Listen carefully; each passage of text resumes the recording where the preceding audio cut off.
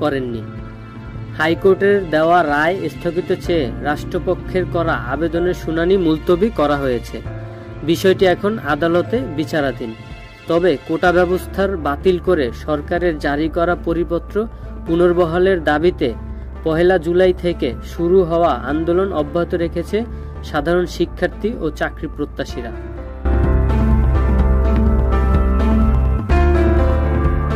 স্বাধীনতার পর থেকেই যে কোটা ব্যবস্থা চলে আসছে তাতে সাধারণ জনগণের পাশাপাশি অনেক মুক্তিযোদ্ধারাও মনে করেন এর সংস্কার হওয়া জরুরি। আমি একজন মুক্তিযোদ্ধা আছি। এখন আমার যেই স্ট্যাটাস, অর্থনৈতিক স্ট্যাটাস, তাতে আমার মেয়ের এই কোটা পাওয়া উচিত না। আমি মনে করি তার প্রতিযোগিতার ভিত্তিতেই পাওয়া উচিত। তাতে মুক্তিযোদ্ধাদের সম্মান অসম্মানের কোনো প্রশ্ন নেই। এই কোটার যে পার্সেন্টেজ, সেটাকে যদি একটু আলোচনার মাধ্যমে সমঝোতা করে